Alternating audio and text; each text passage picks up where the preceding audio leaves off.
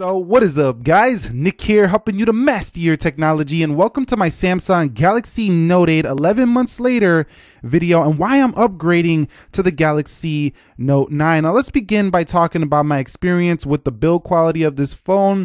I have a few micro scratches on the back, mostly probably from placing it on a table when doing speed test comparisons and things of that nature. But I have dropped this phone without a case a couple of times, and it survived both those times without any cracks to the glass. Now granted, I did not drop this phone on the corners or anything like that, so you don't see a spider web shatter here for the Note 8. I also have a self-inflicted wound here on the SIM card tray where I was putting in, the needle to get that little SIM card out because I constantly switch phones, so that's kind of self-inflicted. Over here, there's a slight scratch here on the fingerprint scanner. You can see right there. So it's not a perfect build quality, but it does have pretty good build quality. And after 11 months, I'd say this phone looks rather new, actually. It doesn't look like it was used that much at all. So thumbs up for the build quality on the Note 8. And if you're deciding to get one, it's got pretty good build quality. But that takes us on to design. Discussing design of the Galaxy Note 8, it's a very niche design. I mean, not everybody's going to want this super large phone, especially considering that Samsung has much more compact displays such as the Galaxy S8, the Galaxy S9, and this phone was actually designed to be large, but you can see right here, the Samsung Galaxy S9, for example, is a much more compact feel. You can get a phone with a large screen like this and still have a comfortable feel in the hand, whereas with the Note 8, you're going to get something that's a little more large and tall. But at the same time, I don't think the S Pen would be as enjoyable on a smaller canvas. The point of having such a large canvas is so you can do drawings and writings and things like that, and that's where the S Pen comes into handy, because if you're doing a note, for example, and you have all this canvas in real estate to go ahead and write on, that's going to help you out tremendously. So you can see right here, you got your hand, you're going to put your palm here, and you're going to say like Galaxy Note 8. And you could see having that room on this large display to go ahead and rest your palm is a benefit. So that's why this display, I feel, is so large, and it's going to continue to be that way on the Galaxy Note 9. So discussing the display quality, we still haven't got onto a reason why I'm upgrading to the Note 9, and display quality is definitely not one of them. The display on this phone has been fantastic. You can change the resolution as you can do with any Samsung device here on the Note 8. If we go down into display settings, it is very packed with screen modes. A lot of Android phones do this now, but the Samsung was one of the first to do these kind of things where you can go ahead and change that. And you can change your screen resolution to Full HD plus WQHD. It doesn't have the highest pixels per inch or the highest resolution on any smartphone, but it's still top notch in its color reproduction. And the OLED panel that was put on the Note 8 is probably one of the best in the business in comparison to a lot of other smartphones. It just stands out. It looks like a sticker on the display. It's really beautiful, and even if you bought it now, you're still getting one of the best displays on planet Earth. Talking about the Galaxy Note 8 S Pen, I had the Note 5, and the S Pen on here was even better. It felt better to write with. It had more features, and that's basically about it. That's all I've really noticed. It had more features, and it felt better to write with. It has the better tip on this pen as well. But the pen is supposed to get improved even more with the Galaxy Note 9, which is another reason, which it actually brings me on to my first reason why I'm upgrading, is the improved Bluetooth S Pen. I would like to see what Samsung's going to do next with this. As every iteration, it seems like they're getting better and better with the way this feels. The Galaxy Note 8, when I first started writing with it, it felt closer to a real pen than the Note 5 before, but the Note 5 was really good as well.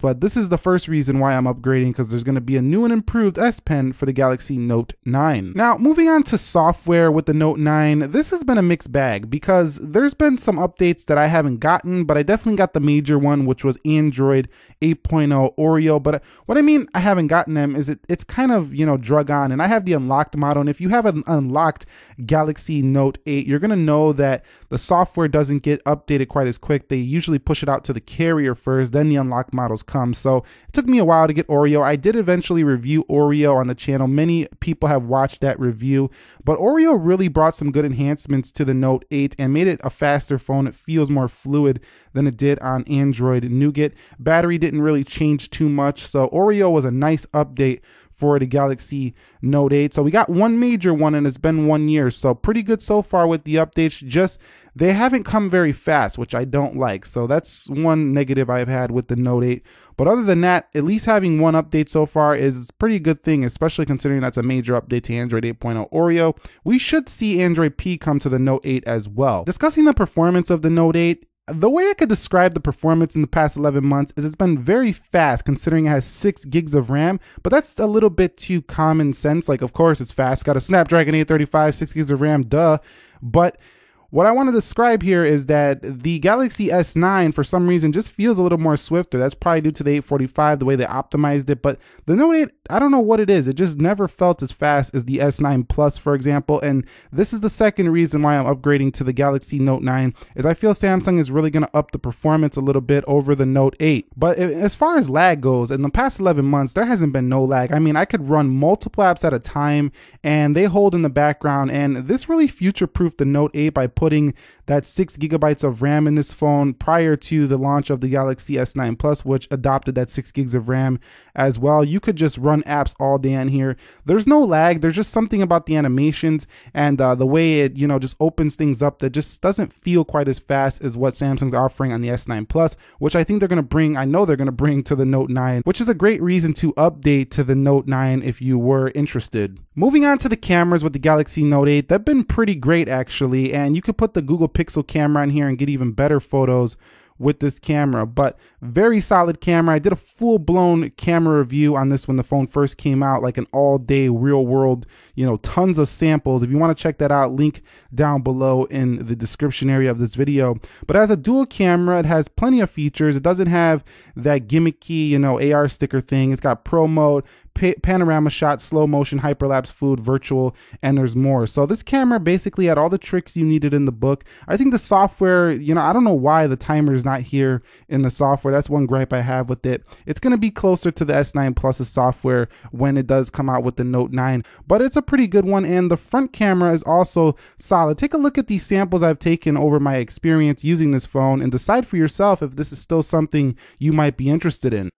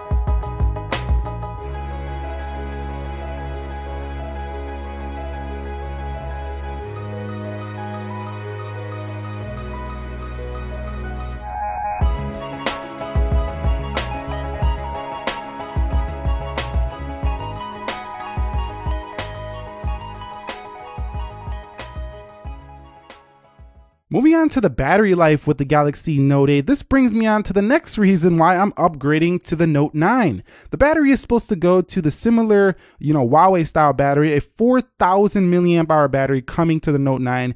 And this is an area where I've been disappointed with the Note 8 is the battery life. It's one of the worst of the flagships I've seen in the past year. The iPhone X seems to last longer sometimes.